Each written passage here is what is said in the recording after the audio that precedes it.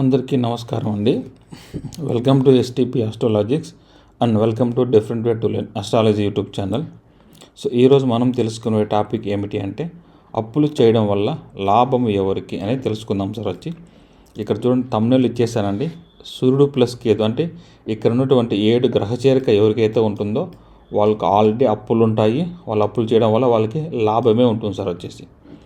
So గ్రహాలు సూర్యుడు plus కేతువు, చంద్రుడు ప్లస్ కేతువు, బుధుడు ప్లస్ కేతువు, కుజుడు ప్లస్ కేతువు, గురువు ప్లస్ కేతువు, శుక్రుడు ప్లస్ కేతువు, శని ప్లస్ కేతువు అండి. ఈ గ్రహ చేరుకున్న వారికి అప్పులను చేయడం వల్ల లాభమే ఉంటుంది వాళ్ళకి అన్నట్టుగా అర్థం అండి. ఈ గ్రహ చేరుకున్న వాళ్ళకి అప్పులు ఎప్పటికీ తీరవండి. చూడండి సార్, కేతు అంటే డిటాచ్మెంట్ సార్. కేతు అంటే కత్తిరించుట. కేతు అంటే ఈఎంఐస్ అండి. అప్పుడు డబ్బులు ఉంటాయి కదండి, కేతు అంటే కత్తిరిస్తారనమాట. అప్పుడు కత్తిరించేది ఏ సార్ అంటే 1,00,000 రూపాయలు లోన్ తీసుకుంటే దాన్ని కత్తిరించి మనం 10 monthsకి ఎవ్రీ మంత్ 10,000 కడితే దాన్ని ఈఎంఐ అంటామండి. అప్పుడు వీరికి ఎప్పుడు అప్పులు ఉంటాయి సార్. అప్పులు తీరుస్తారో మళ్ళీ అప్పులు చేస్తారండి. వీరి అకౌంట్లో డబ్బులు ఎప్పుడు ఉండవు సార్. ఎందుకంటే కేతు డిటాచ్మెంట్. అకౌంట్లో రావంగానే డబ్బులు మనకు డిటాచ్మెంట్ ఇచ్చేస్తామండి. ఇవ్వాల్సిన వాళ్ళకి అందరికీ ఇచ్చేస్తాం. అందుకే సార్ కేతు అంటే అప్పు అంటామంట. వడ్డీ తీసుకొచ్చిన డబ్బులన్నీ ఇచ్చేస్తామండి. అప్పులు చేసి ఇన్వెస్ట్మెంట్ చేయడం ద్వారా వీరికి లాభం ఉండను. సో వీళ్ళు ఆల్రెడీ చూడండి సార్, మీకున్న గ్రహ చేరుకునే వాళ్ళు మీరు ఆల్రెడీ అప్పు ఉంటుందండి. మీరు ఏదైనా ఇప్పుడు శని ప్లస్ కేతు ఉందనుకోండి సార్, బిజినెస్ కోసం అప్పు చేస్తూ ఉంటారండి. బిజినెస్ డెవలప్మెంట్ కోసము, బిజినెస్ కోసం అప్పు చేస్తూనే ఉంటారు సార్ వాళ్ళు. అదేం చేయలేం సార్ దానికి. గురువు ప్లస్ కేతు ఉందనుకోండి, పిల్లల కోసం అప్పులు, గోల్డ్ కోసం అప్పులు, గౌరవం కోసం అప్పులు సార్. సో డబ్బు కోసం అప్పులు, రొటేషన్ చేయడం, ఇక్కడున్న డబ్బులు అక్కడ తిప్పటం, అక్కడున్న డబ్బులు ఇక్కడ తిప్పటం అనమాట. శుక్రుడు ప్లస్ కేతు చూడండి, శుభకార్యాల కోసం అప్పులు, లేడీస్ కోసం అప్పులు, బట్టల కోసం అప్పులు, లగ్జరీ కోసం అప్పులు సార్. బుధుడు అంటే బ్యాంక్స్ కోసం అప్పులు, ఫ్రెండ్స్ కోసం అప్పు ఇస్తామండి. అప్పుడు అన్నిటికన్నా బెస్ట్ ఏంటంటే కుజుడు కేతు మంచిది కదండి. హౌస్ తీసుకోవాలన్నా, అపార్ట్మెంట్ తీసుకోవాలన్నా, విల్లా తీసుకోవాలన్నా కుజుడు ప్లస్ కేతు అండి. వాళ్ళు ఆల్రెడీ ఈఎంఐలో తీసుకుంటారు సార్. 10 years 15 years అప్పు ఉంటుందండి. ఈ సూర్యుడు ప్లస్ కేతు, చంద్రుడు ప్లస్ కేతు నాన్న కోసం అప్పులు చేస్తాం అంతే అండి. మా నాన్నగారు అప్పు తీర్చాను, మా అమ్మగారు అప్పు తీర్చాను అంటే చూడండి సార్, అంతా ఇది సార్ సో ఈ గ్రహ చేరికి కేతుతో గ్రహాలు కలిసి ఉండి ఏం సార్ ఇంట్లో అంటే వీరు ఈఎంఐ ద్వారా ఎంత అప్పైనా తీర్చగలరండి. ఫస్ట్ వాళ్ళు 10 lakhs లోన్ తీసుకోవాలండి. లోన్ తీసుకునేసి ఎవ్రీ మంత్ ఈఎంఐ కట్టగలరు. కానీ డైరెక్ట్గా ఎవ్రీ మంత్ వీళ్ళు శాలరీ సేవింగ్స్ చేసి నాకు 1 lakh శాలరీ ఉంది, 10 నెలలు సేవ్ చేస్తాను, 10 lakhs అవుతుందంటే వీళ్ళ వల్ల అస్సలు కుదరదు సార్. సేవింగ్స్ ఎవ్రీ మంత్ అకౌంట్లో డబ్బులు ఉండవండి.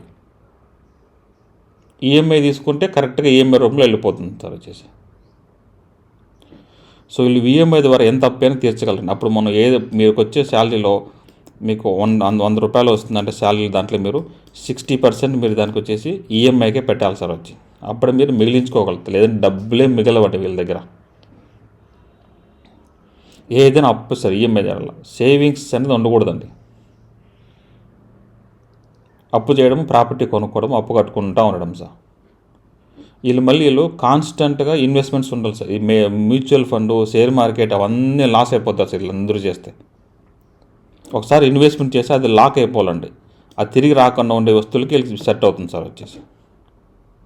సో వీరు ఈఎంఐ ద్వారా ఎంత అప్పైనా తీర్చగలరండి. 10 lakhs కదా సార్, 20 lakhs ఎంత అప్పైనా వాళ్ళు తీర్చుతూ ఉంటారండి ఈఎంఐ ద్వారా అయితే. అప్పుడు కొంచెం అండి. వీళ్ళు ఒకటేసారి ఇవ్వలేరు సార్ డబ్బులు ఎవరికే కానీ. వీళ్ళ స్ట్రెంత్ ఏంటంటే 10 lakhs అప్పు అని సరే సార్, ఎవ్రీ మంత్ కొంచెం ఇవ్వగలుగుతారు. కానీ ఒకటేసారి అప్పు వీళ్ళు ఎప్పుడు తీర్చలేరండి. ఈ 1,00,000 రూపాయలు తీసుకున్న డబ్బులు ఒకటేసారి 1,00,000 తిరిగి ఇవ్వలేరు సార్. చాలా కష్టపడతారు వాళ్ళు. అప్పుడు ఎవ్రీ మంత్ 10,000 అయితే ఈజీగా ఇవ్వగలుగుతారు సార్ వీళ్ళు. సో వీళ్ళు అప్పు చేసి అప్పు అనేది ఈఎంఐ ద్వారా ఇన్స్టాల్మెంట్ రూపంలో వీళ్ళు ఏదైనా తీర్చగలరు అనేట్టుగా అర్థం సార్. ఈ గ్రహ చేరుకుంది సార్. శని ప్లస్ కేతు, గురు ప్లస్ కేతు, శుక్రుడు ప్లస్ కేతు, బుధుడు ప్లస్ కేతు, కుజుడు ప్లస్ గ్రహ చేరుకుంటా ఉన్నాయంటే మీరు ఎంతైనా అప్పు తీసుకోవచ్చండి. ఫస్ట్ అప్పు తీసుకొని ప్రాపర్టీ ఏదైనా ఇన్వెస్ట్మెంట్ చేసిన తర్వాతే మీరు ఎవ్రీ మంత్ మీరైతే కరెక్ట్గా ఈఎంఐ మీరు తీర్చగలరు సార్. అది తీర్పిన తర్వాత మళ్ళీ కొత్తగా తీసుకుంటారు సార్. అప్పు చూడండి, అప్పు చేయడం వల్ల వీరికి చాలా జ్ఞానం ఉంటుంది అనేట్టుగా అర్థం సార్. సో రాహు అంటే అందరికీ తెలిసేలా వడ్డీ కడతాం సార్. ఈ కేతు అంటే ఎవరికి తెలియకుండా వడ్డీ కట్టడం. అలాగండి ఈ గ్రహ చేరుకునే వాళ్ళకి ఎంత అప్పు ఉందని బయట వాళ్ళకి అస్సలు తెలియదండి. 4 గోడల మధ్య అప్పు ఇచ్చిన వాళ్ళకి మాత్రమే తెలుస్తారు అంతే, ఇలా ఎంత దగ్గర తీసుకున్నారని. వేరే వాళ్ళకి తెలియదు వీళ్ళ గురించి. కేతు అంటే డిటాచ్మెంట్, కేతు అంటే సైలెంట్ అండి. చాలా రహస్యంగా సైలెంట్గా పనులు జరుగుతాయి సార్ కేతుతో. రాహు అంటే అందరికీ తెలుస్తుంది సార్ వచ్చి. సో ఈ గ్రహ చేరుకునేటోళ్ళు మనకు అప్పుడు ఎప్పటికీ ఉంటుంది అనేసి మనసులో పెట్టుకొని దాని ప్రకారంగా ప్రతిదీ ఇన్వెస్ట్మెంట్ సార్. ఈఎంఐ కార్డు తీసుకోండి, క్రెడిట్ కార్డ్స్ పెట్టుకోండి, అన్నిటికీ ఉండాలి సార్ వచ్చేసి. ఆ డిటాచ్మెంట్ వచ్చేస్తుందండి. ఎందుకంటే మీకు రావాల్సిన డబ్బులు 1 lakh మీ అకౌంట్లో ఉంటే మీకు తెలియదు సార్ మీకు ఏం చేయాలని చెప్పి. వీళ్ళ అకౌంట్లో చూడండి డబ్బులు వస్తే మీకు తెలియదు, ఎలా ఖర్చు పెట్టాలో తెలియదండి.